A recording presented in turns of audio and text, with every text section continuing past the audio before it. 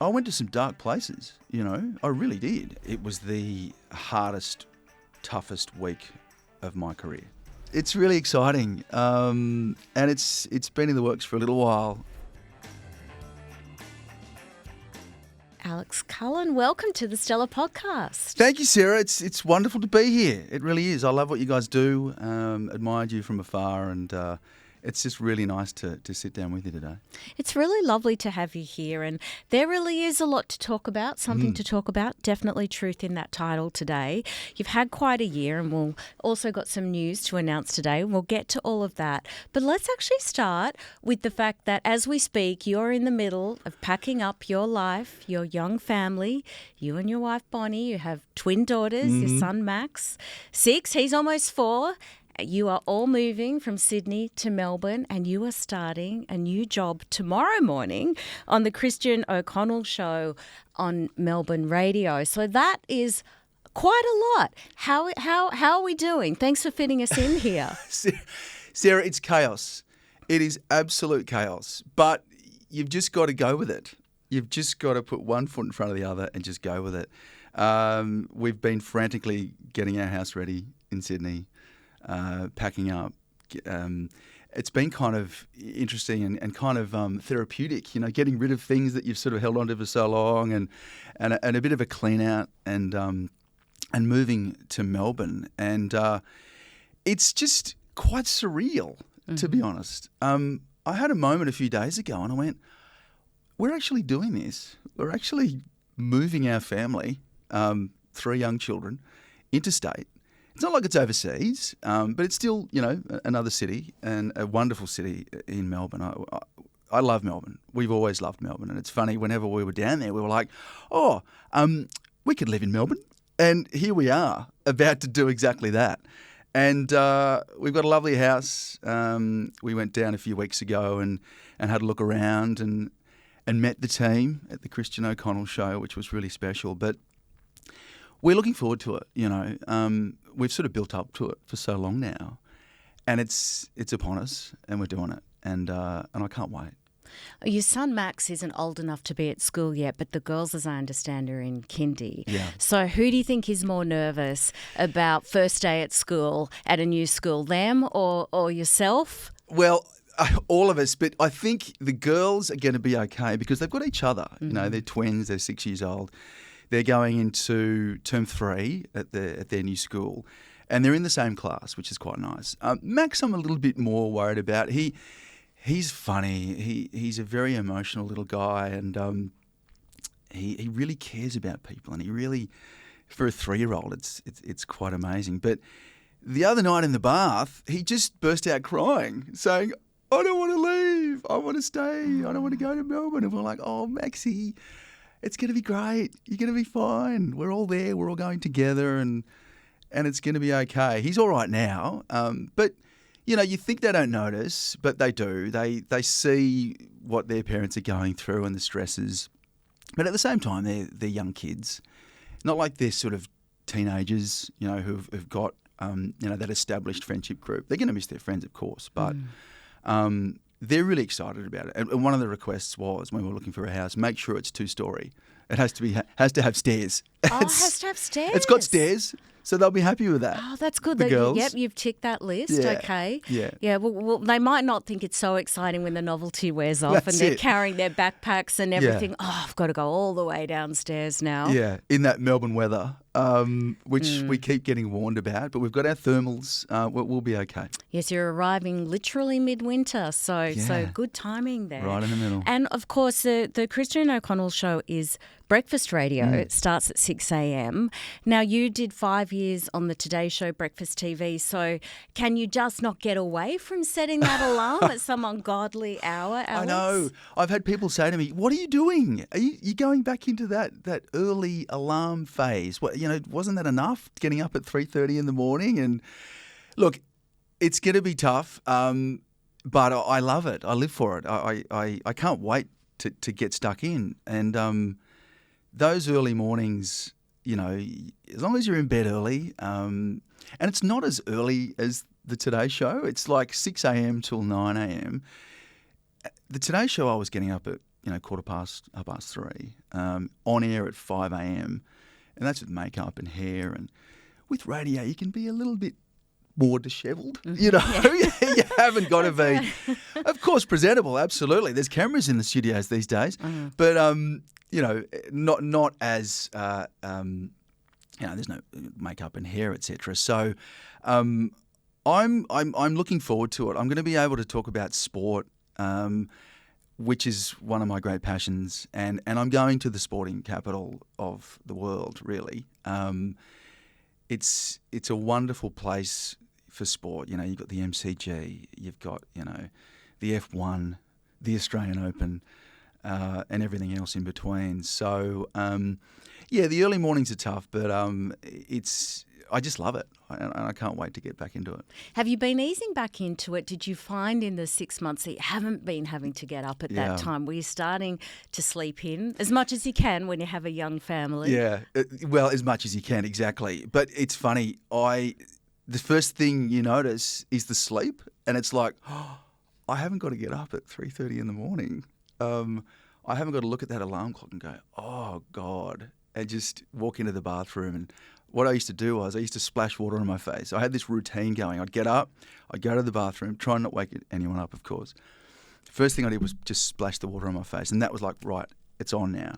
I'm going, and get to the studio. And I was getting sleep. You're getting sleep, and you pretty soon you get into that pattern because, breakfast TV, you're jet lagged. It's you never get enough sleep, and you've got to do everything you can to stay, I guess, healthy, and you've got to eat well, plenty of water and stuff. And when I was doing it, I had 3 small kids. We were in the trenches. You were. Yeah. You had babies being born while you were doing that home shift, and your wife, you've got that whole juggling act. Oh yeah, and my wonderful wife, so much of it was on her, and she had to do so much. All the mornings and getting those kids ready for preschool and school, and she's a trooper. Some people will also be wondering when they might see you back on TV. And in fact, it's not going to be too far off. I understand you've got some news to share with us today. I've heard you might be getting signed for 7 News in Melbourne. Yes, it's really exciting. And it's been in the works for a little while. And it's wonderful to be going back to 7. I had 16, 17 years at 7. And a lot of the people that I worked with during that time are still there. And look, after everything went down, 7 were one of the first people on the phone to say, you have our support. And if you want to come back, we're a phone call away. And I can't tell you how much that meant to me and my family. They know what I'm about. They know what I can bring. And I thank them so much for this opportunity to come back and do what I love doing, in that wonderful city we call Melbourne. So I'm really appreciative, and it's just nice to know that I can sort of return there. Yeah. When you are returning to this, you're going to have busy mornings because radio 5 mornings a week, and then you'll be, I believe, then appearing on 7 News throughout the afternoon. Is that right? That's correct. So 7 are going to be adding some news offerings to their daytime lineup. So that's really exciting. And news in this country across the board, broadcast television news, numbers are up, ratings are up across the board, and that's a really exciting thing. Like, people want their news. They want it fast. They want it right. And 7's going to be adding to that lineup, which is really exciting. I'm going to be a part of that. I can't wait to be a part of that. You look at the Erin Patterson trial. Like, that was just, people are so interested. People are so engaged and connected. And that's what I'm really looking forward to, establishing that connection again with the audience. And they're a supportive bunch, 7. Like, they've been very supportive of me, and there's a real level of honesty there, which I really appreciate as well. You are very interested in news. Yeah. And you've been working in sports for a long time. So with this new role at Seven, do you see yourself more broadening out and Yes. getting back into a bit more of the hard news? Definitely. And there's going to be sort of different roles, different shows, different capacities, which I'd like to think I'm pretty versatile. Like I've always loved news and sport, and that's what I've done my whole career. I've been lucky in that I haven't had to choose between the two. I've sort of always had one bubbling away. And with the Today Show, I was able to sort of shift into, those hosting roles that weren't necessarily sport. And so I'm glad that I'm keeping the news chops. I'm so curious. I'm so fascinated by people and how they work and what makes them tick. And I'm so blessed to have the career that I've had up until January of this year. But, travelling the world, interviewing Ricky Gervais, John Bon Jovi, rescuing sun bears in Vietnam, sharing a desk with amazing people on the Today Show. It's been quite the ride. So I'm just really looking forward to getting back into it and just connecting with people, telling their stories. It's not very nice being the story. It's better telling the story. You did find yourself at the centre of a story, and not just any story, really, Alex, one of the biggest news stories of the year. Huge. Yeah. Which is a really unexpected position for most people to find themselves in. Most people will not find themselves in that position. Of course, this is January we're talking about. It was a live cross on the Today Show, and you referred to Melbourne businessman Adrian Portelli, who's often referred to as Lambo Guy, by a new nickname he was trying to popularise, McLaren Man. He offered $50,000 to the first reporter or presenter who used that new nickname on air. That would prove to be you, with Adrian later sharing a screenshot of a bank transfer of the $50K that had been transferred into your account. Over the following days, you were stood down from Today while Nine reviewed the incident, and days later it was announced you'd be leaving the network. As I say, it was an absolutely massive story. This is the first time that you've ever spoken about it. Can I begin by asking you how it felt to be in the eye of that storm in the immediate aftermath and while it was unfolding? Oh, Sarah, it was the hardest, toughest week of my career by a country mile. You are in the eye of the storm, as you say. You're the front page of the Herald Sun. You're across all the news sites. And that is a crazy place to be. Never in a million years did I expect that all to go down. Luckily, I had my family with me. I had my children, my wife. I don't think I would have really got through it without them. And that week was just a whirlwind. It was like, is this really happening? And yes, it absolutely was. And I just somehow got through it. And we had to get through it because the kids were with us in Melbourne. And get this, it was the girl's 6th birthday in the middle of that week. And so you just had to put on this brave face for them and make everything okay and happy. And so we're getting the balloons and the cake and the streamers and with all this going on in the background. And you just got to do it as a parent. You try and shield your kids from what's going on. Did they know what was going on? I think they did. I think the girls did. They saw what I was going through and you're on the phone and you're pacing and you're trying to survive it all. And my wife made this wish, and one of the girls said, "Oh, do you wish Daddy got his job back?" And that really hit us. We're like, "Whoa!" Like that tells us that they know what's going on, and so that was very difficult. And but you've just got to put one foot in front of the other. You know, it's a tight old cliche, but it's true. And I had a great team behind me, you know, Profile Talent Management, and my wife was such a pillar of strength. She was just like, we've just got to get through this.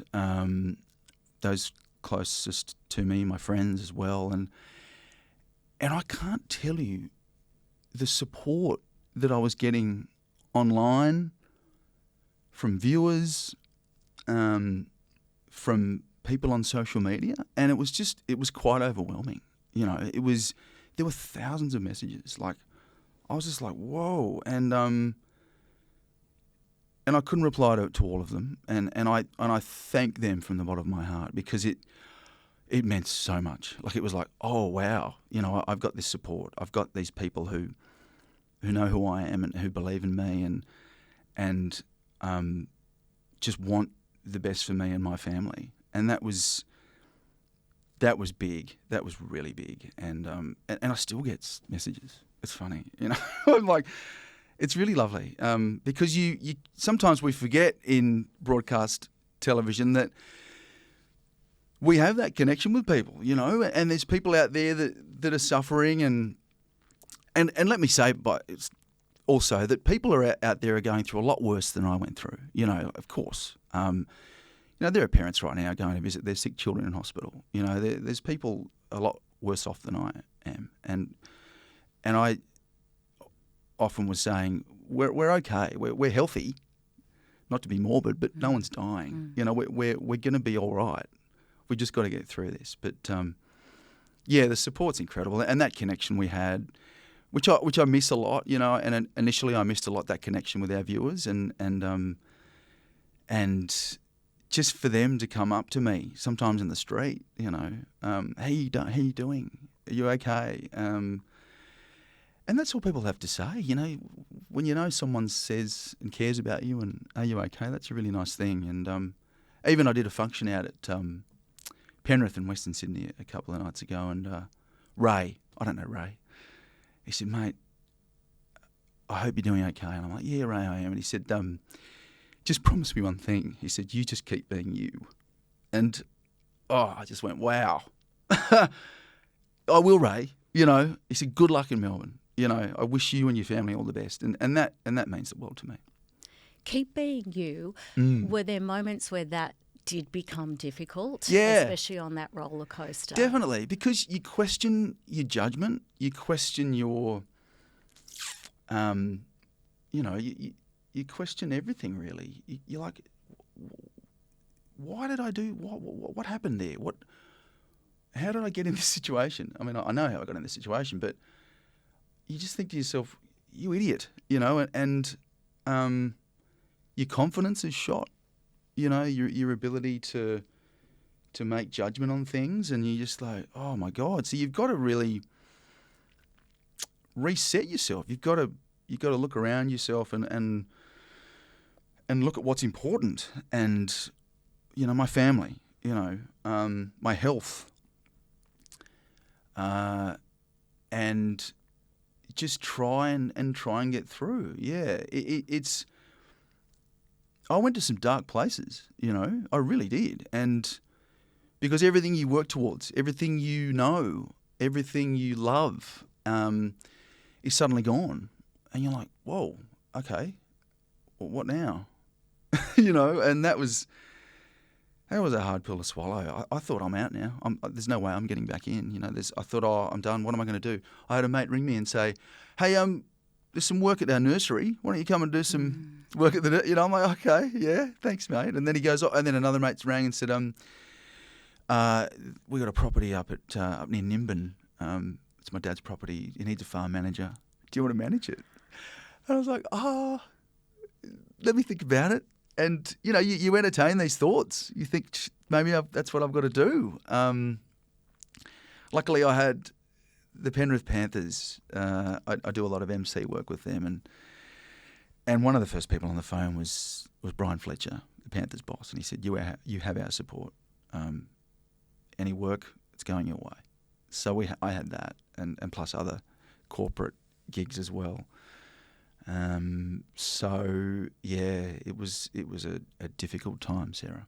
It's been 6 months, Alex. Were there times where you thought, well, this is the end of the road for me in media and it is time to start a new career? Don't know if I see you at a nursery. I mean, no offence to that well-meaning friend, but whatever it was. Tending to plants. And if you did think that, did you think that was because, well, circumstances, I won't get another shot in the industry, reputational damage is just too much, but also, well, I'm done now, as in the scrutiny, this moment happening on such a public scale, I just don't want to put myself back in a situation. How much, if at all, did you entertain that? You will know this is a brutal game. It's tough. You know, I've had a lot of ups and downs in this job. You know, starting out in regional TV and then going into 7 in Perth, over to 7 in Sydney. You know, Peter Meakin pulling him into his office and saying, "Mate, I've got good news and I've got bad news." This is when I was presenting sport at the time, next to Ian Ross. Wow. I was like, I'm this kid from Canamble in the middle of nowhere. I'm sitting next to Ian Ross. This is crazy. And we did that for a while, and then I was next to Barthy, and it was going well. But Peter Meakin pulls me in and he says, "Mate, I've got good news and bad news. Bad news is you're not doing sport anymore. The good news is you're going to Sunday night." Great. Amazing. And I'm this, 28, 29-year-old guy travelling the world for the next 10 years, just having a ball. And that was incredible. That was just a wild, amazing time. And then that show got axed. And I was in New Zealand. We were shooting this story on the Pike River mine disaster where 29 men lost their lives in this mine in New Zealand. Terrible story. Very sad. And we travel over with the mother of one of these miners, Jo Ufer, and we did this incredible story. We shot it. It was great. Anyway, we knew the end was nigh for Sunday night, and we finally got the phone call, and it's done. The show's done. Come back, CHR, and that's it. And luckily we got to shoot the rest of the story, and it went to air, and it was one of the stories I'm the most proud of. And I'm pacing up and down this New Zealand hotel, ringing my wife. We have 8-month-old twin daughters. "Hey, darling, I'm out of a job. What are we going to do?" And she's like, "Oh my God, are you serious?" I'm like, yes. So it was good in the sense that I was there for those twins, those beautiful, wonderful, amazing twins of mine, and helping out with the sleep and the routine and stuff. But at the same time, I was like, oh God. And then of course, Channel 9 get in contact, and that was wow, fantastic. Hey, back in the job, Today Show, amazing. And then fast forward to January of this year. So it's a brutal game. And yeah, I've had those thoughts, definitely. Like, I'm done. I can't go through this again. But I love it. I've always loved it. It's all I've ever wanted to do. Since I was 12 years old, I had a tape recorder. I would go around interviewing people. The old tape recorder where you'd hit record and play at the same time? Sure do. And I recorded myself commentating imaginary rugby league games and AFL and tennis matches, and I played it to the class in Year 6 and they loved it. I went, oh, this is me. This is great. And I can't imagine myself doing anything else. I just love it. I love that connection with people. I love, telling people stories, and if you help that person or those people, even better, And I just love it, and I think I'm okay at it. I've survived this long, and I'm so thankful that Gold FM, ARN, and Channel 7 are going to give me those opportunities to come back and do what I love doing. During those months, did you feel support from people in the industry? You often can tell who your friends are and what people are made of and who'll be loyal and the people that will be there for the good times and run a mile. I'm sorry, have we ever met during the not so good times? Yes. I'm not necessarily asking you to name names, although you're absolutely very welcome to, Alex. But generally, in terms of the people that you've worked with over the years, Yeah. different networks and people behind the scenes and people on air, did you feel, as you say, you had that great outpouring of support from the public? And I think that was quite visible also to a lot of people. You got that sentiment, but within the industry, what was the mood and how has things been on that front this past 6 months? Good, great, and they can sympathise because they all know how tough this industry is and how brutal it can be. And I've had a lot of messages of support from people in the media and former colleagues too, which is really special. But you learn a lot about yourself, and you learn a lot about the people around you, and you learn about the people who are there for you, and then learn about the ones that aren't, and that's quite a learning curve. You're like, oh, okay, they haven't reached out. That's fine. That's okay. And then people out of the blue, like mates from school that I haven't really talked to in years, calling me, mate, are you okay? I saw what happened. Oh my God. Let's catch up for coffee. But look, yeah, colleagues have been really supportive, especially in the aftermath, which has been good, and it's happened again recently with the project, and I know a lot of people on that show, and I've reached out to them because what I've learnt is that you've got to be that compassionate person. You've got to there are other people going through what I've gone through, and it's a lived experience. I have that experience now. I know what it's like, so I'm going to be even more likely to pick up the phone and ring that person and go, hey, it's going to be okay. I imagine it would change you as a journalist as Yes. well, because this is part of the culture that we're living in. I mean, a lot of it is fed on social media because it's quite anonymous and faceless, Yeah. and that's the home really of, mob mentality and pile-on culture. But it then becomes a sentiment that everyone becomes that feeding frenzy. And we intellectually understand it, but to find yourself in the middle of that, would I imagine that lived experience will completely change your perspective, that empathy for the person that's at the heart of it, whatever has brought them there. Yeah. Would that be true, and you think that would change you as a person but also as a journalist? 100%. Oh, yeah.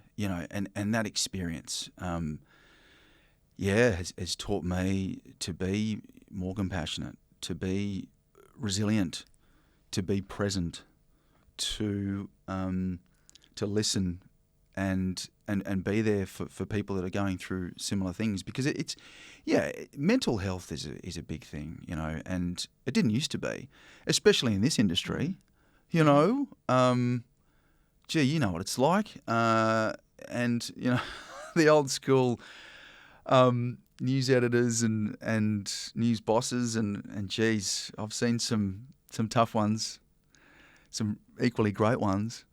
But now we're all a lot more attuned to being okay and letting other people know that we're not okay.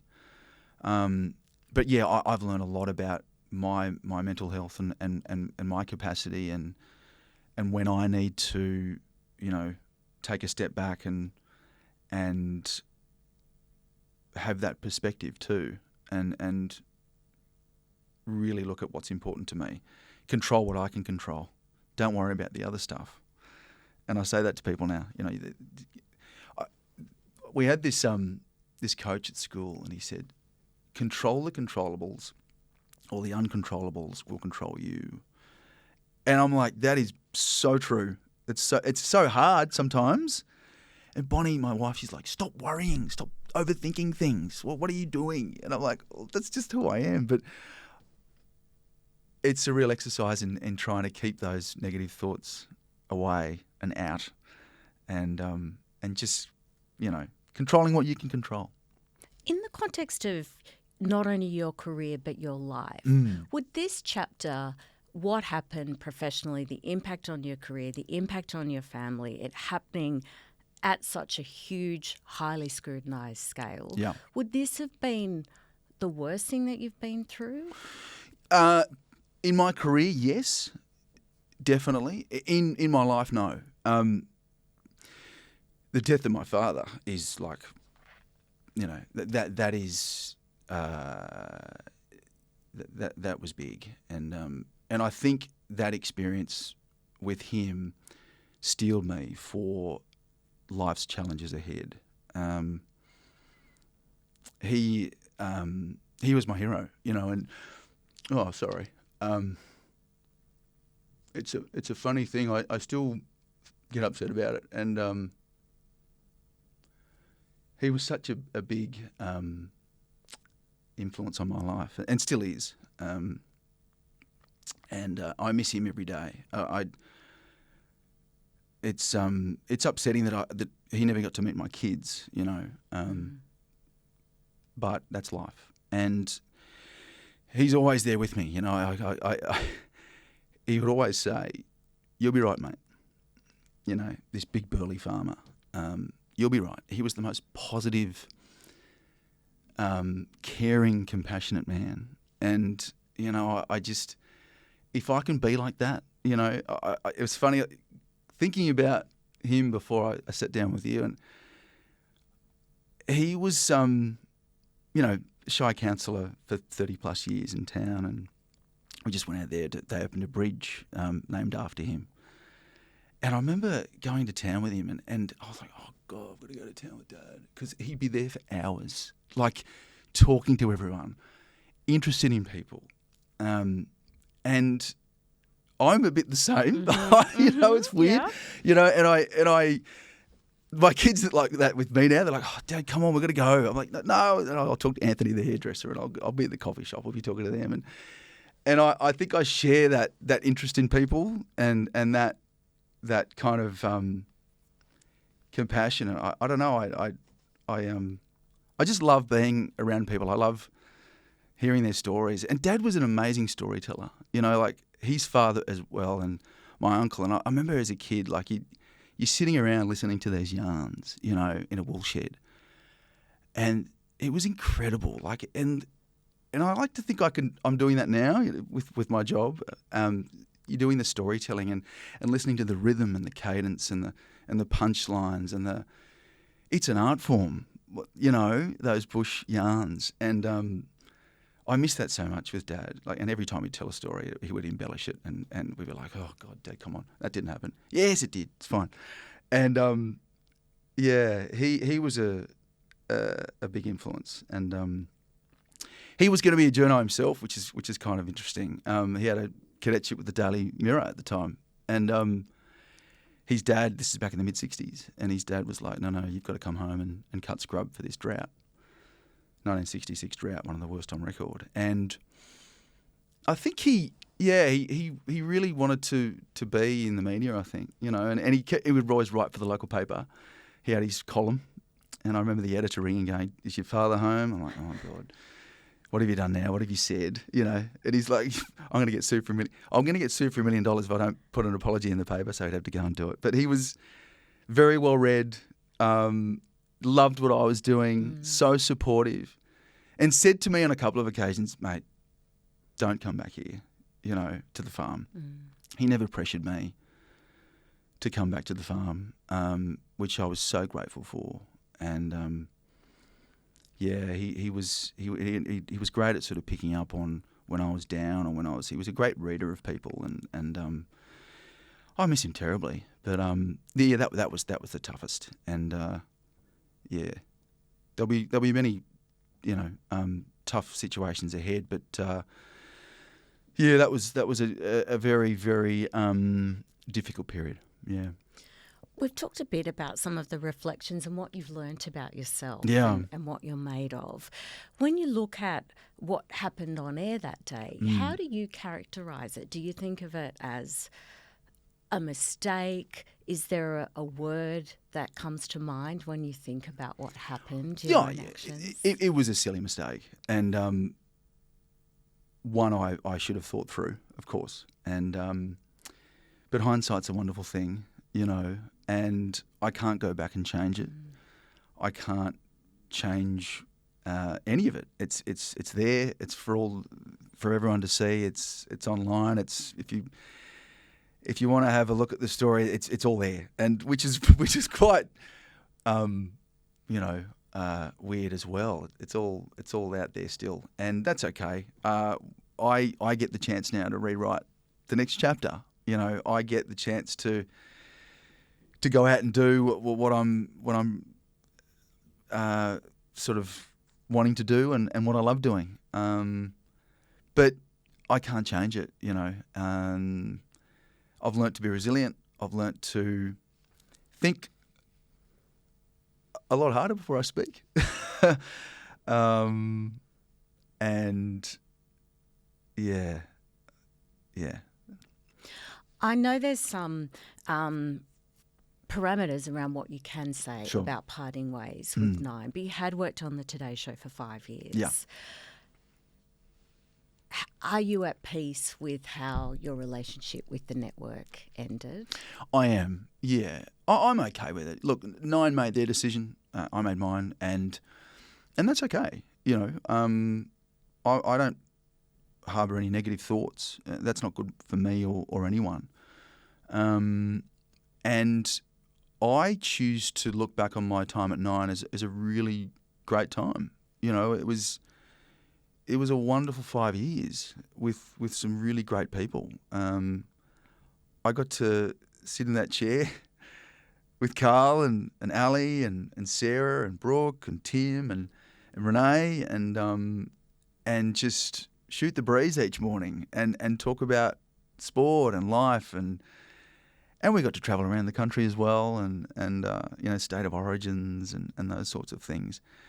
But no, I'm okay with it. I'm looking forward now. I'm ready for the next chapter. I'm ready for what comes next. And can I ask you about Adrian Portelli? Mm-hmm. Obviously, he, in the days after, he's confirmed, well, actually Nine confirmed that the money had been returned, but then Adrian came out and said he then had donated the money to the RSPCA and the Salvation Army. Correct. Have you spoken to him since, and how are things with the two of you? How's he feeling about everything? Yeah, we had a really good conversation after it happened. Might have been a month or two after. And he was very respectful, very honest. He felt bad about what had transpired. And I assured him that, hey, it was me standing there that morning saying those words. Don't feel bad about it. And we had a really good conversation. And he's a busy man. I'm about to be a very busy man. And we left it at that. So, no, we had a good chat. And it was important we did sit down and talk about it because it was a pretty, seismic moment in my life. Yeah, we left it at that.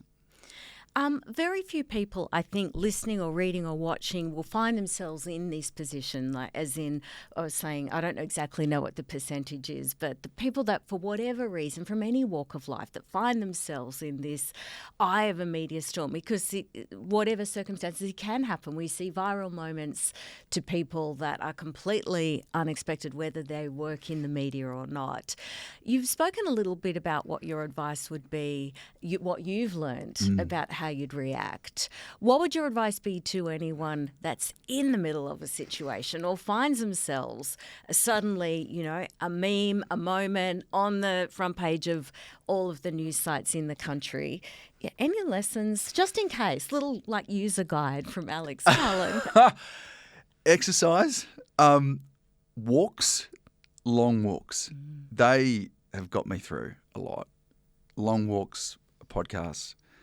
Or a run. That's the elixir of getting through, because you can kind of shut yourself off for a while. You can you're out in the open, you're out in nature, nature's a big one. Getting into, walking, running, whatever it is, and meditating. I strongly advise people to meditate, and I've never really meditated before, and I only discovered it from this experience. A mate of mine sent me this book called 10% Happier. And it's about this American journo who had a very similar career to mine, actually. And he was going through a tough time in that industry in the US, and he discovered Buddhism and meditating. Now, I haven't gone down the Buddhism road, but I have gone down the meditating road, and it makes such a difference. You're shutting yourself off from those negative thoughts, and those negative thoughts are like, oh my God, they're so overwhelming. For me, they were.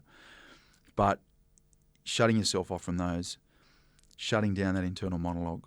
He has this great term, you sit behind a waterfall. So imagine you're behind a waterfall and the water is cascading down in front of you. They are the negative thoughts, they are the negative feelings, and sit there. Imagine yourself sitting there. And I was like, oh, that's so interesting. So 10 minutes is what I often do. I haven't done it much recently because of the move and everything. Just been too busy. No time to get behind the waterfall. No way. And no. We're going down a road there, aren't we? But it's so important that you do that. You take time. You take deep breaths, even deep breaths. And also lean on those around you. Like, if you're lucky enough to have people around you, like family. And I couldn't have done it without Bonnie. She is this amazing, smart, compassionate, fiery redhead. I'm terrified of her, Sarrah. I've met her. I can understand that. Who is just the toughest person I know. She's so strong, and I wouldn't have got through without her. And so I'm very lucky to have that, that amazing support and those amazing friends. And try and get perspective. You're going to be okay, and people are often in a lot worse situations than you.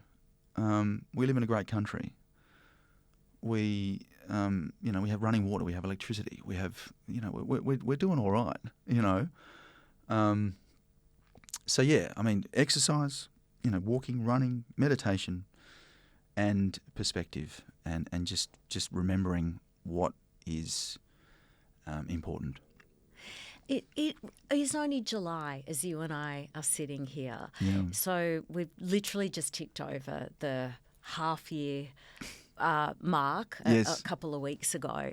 And I imagine you feel like you have lived 100 lifetimes. Mm-hmm. You're talking about those changes, the perspective that shifted, the logistics of your life. You're moving into a city, a new job, 2 new jobs, a new network. Everything feels different.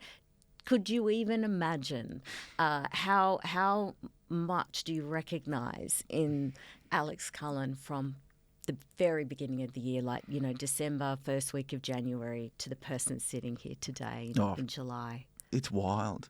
It's so wild, Sarrah. Never in a million years did I think I'd be sitting here doing this. And with these wonderful opportunities ahead. It is just really there's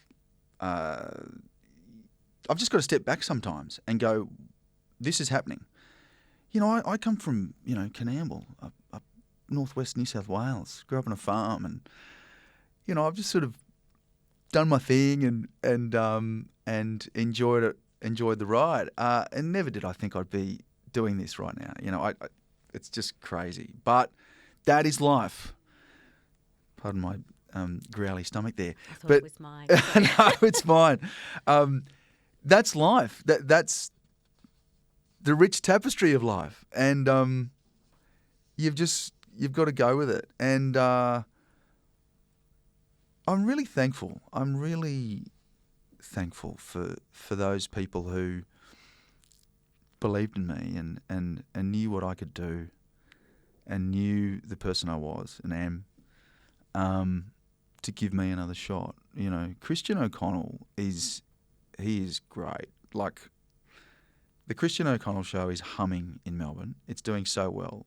This guy coming from the UK, dominating the airwaves over there, bringing his wife and 2 daughters to Melbourne, establishing himself as the number 1 FM radio station in Melbourne. And that's no mean feat. That's incredible. And he is such a nice guy, and we get on like a house on fire. He rang me out of the blue one day, and it all came through my manager. I hate saying my manager. I sound like a Hollywood D-lister, but they knew each other, and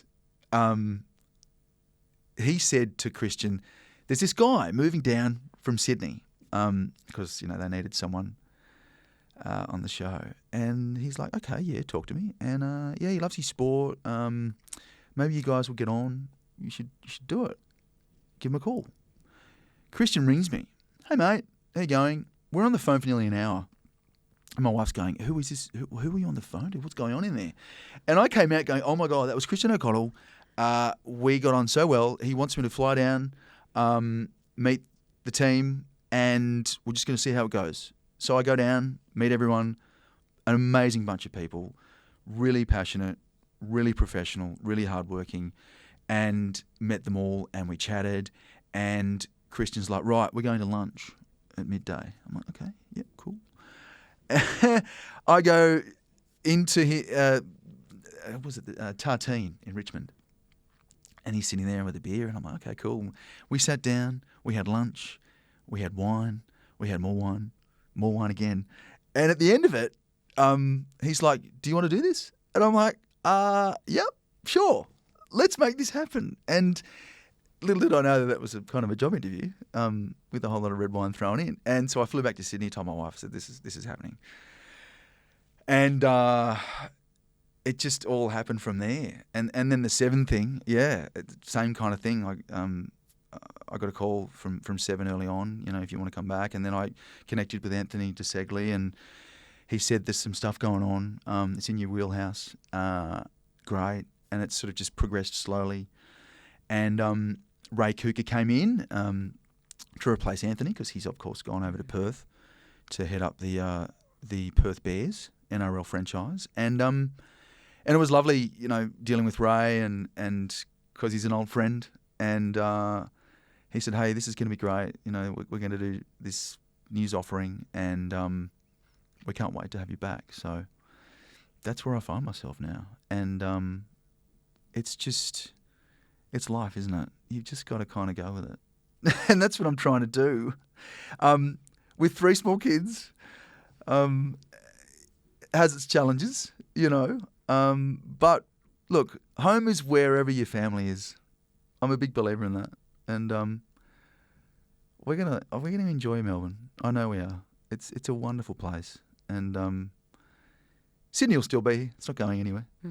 But we're really open to new, exciting experiences. There's something sometimes about moving, as logistically demanding as it can be, but moving to a wonderful new city and a new beginning, which sounds very trite, but it is literally what is happening this week. Definitely. There is whole new beginnings for you. You're starting one new job, announcing another, and you and your family are rebuilding your life as a family in a new city. I mean, it's quite symbolic, isn't it, in terms of cleaning the slate, taking the good lessons with you, leaving some behind. That's really one of those watershed moments. It is. It's a new skin. It's like a rebirth, in a sense. Life was good. When I was doing breakfast TV, it was we had a house, we had our kids, we had we were living in a great city. And then that happened, of course, and so that's a big shift. And now it's like you say, it is. It's a new skin. It's a new beginning. Not everyone gets that, It's funny. Our car broke down, and this NRMA came to the rescue, and they had this guy, this safety auditor, with him, the mechanic, and he goes, "Oh, you're that guy from Today's Show." I'm like, yeah. This is not long after it all went down. And he goes, "Mate, I worked at Macquarie Bank for 30, 40 years. I was out the door and I didn't know what I was going to do. Had small kids. I went down to Coogee Beach, 5 a.m, smoked a pack of cigarettes, and went back to my wife. And I got a job with the NRMA. And I said, 'Are you happy?' And he goes, 'Mate, I've never been happier.' And just those random little experiences that I've had along the way. And there's that's pretty cool, that I can start again, in a sense, in a new city, and control what I can control. I can dive back into that next chapter. Can I just ask, Alex, about the recognition? Yeah. So the raising of the profile, there's like infamy, and then there's simply then fame, and it's like there's that transition, isn't there? So you were already in a very high profile job. You'd worked in media for a long time. You're on national television 5 days a week. There's a certain level of recognition, but you've obviously, through the course of your career, worked with some of those people that are absolute household names. Yeah. And I mean, Karl Stefanovic is one of the most recognisable and identifiable people. If you walk through an airport with Karl Stefanovic, everyone comes up. You would have seen it.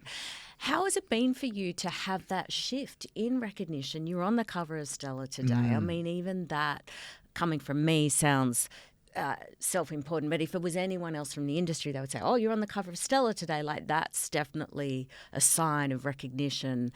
How is that aspect of it sitting with you? Yeah, it's quite a change, and I want to thank you from the bottom of my heart for giving me this opportunity. It was a long time coming, this, and the build up to it, and speaking for the first time about this. So thank you. I love what you guys do, and it just feels right. But yeah, it's quite the shift. And luckily, I've had someone like Karl to kind of listen to on that front. Like, he is amazing, and his ability to just not let it phase him is amazing in that sense. Like, I remember walking from, it was at the Australian Open one year, and it wasn't long after the Noosa stuff had all gone down, and journos were just at him, just trying to get something, and it's their job. And we were just walking along, and he was just cool, wasn't engaging, and people were just all coming up to him, selfies, "Carlos, how you going?" And I'm like, wow, he is so much to so many Australians, and I'm so thankful that I got to share those 5 years with him, and he was very supportive throughout that, and we had a great chat after it all happened, and he congratulated me on these new roles, which was really lovely, and so I've sort of had him to go to kind of to learn from, and it's just water off a duck's back for him. I know it gets to him in some capacity, but he's just like, who cares a lot of the time, and he's right, like, people are busy, they've got businesses, they've got kids, they've got jobs, and that's another thing I learned, like, it moves on, that great Tom Hanks line, "This too shall pass." And it does pass eventually. And like I say, people are busy. They move on too. But yeah, it has been quite the shift, and it's all happened really quickly. Bang, front page. Whoa! And I was walking through the Botanic Gardens, I remember, in Melbourne, and this woman and these two women in front of me sort of looked around and looked back and sort of whispered to each other and went, "Oh, God."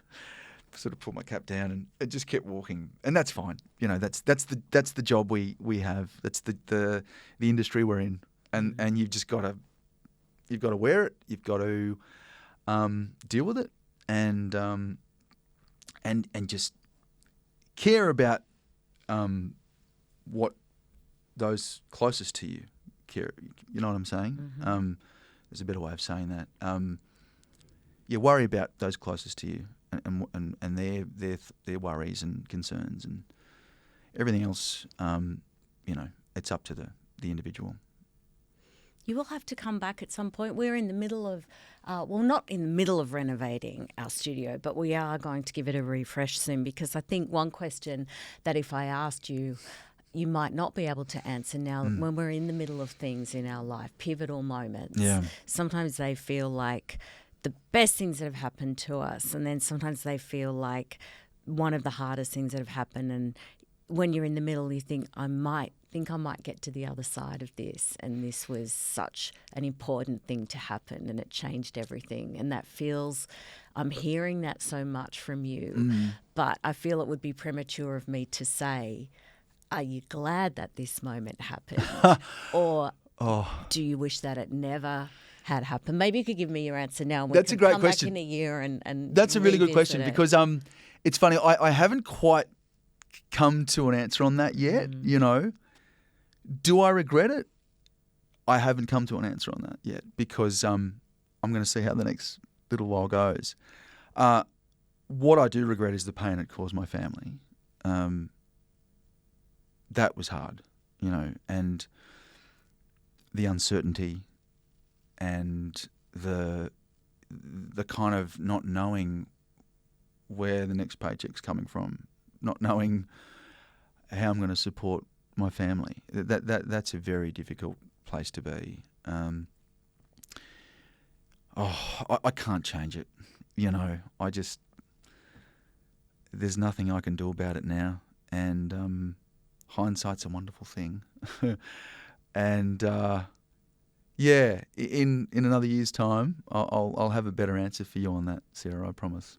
You've had some really reflective and honest answers with me today, Alex. It's been a pleasure to talk to you. Thank you also for fitting us in the middle of your move. All the best in Melbourne.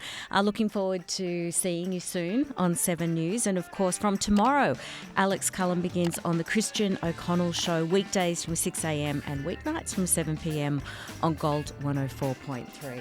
Alex, all the best with everything, and we will hear from you soon. Sarah, you're a gem. Thank you so much. Thank you.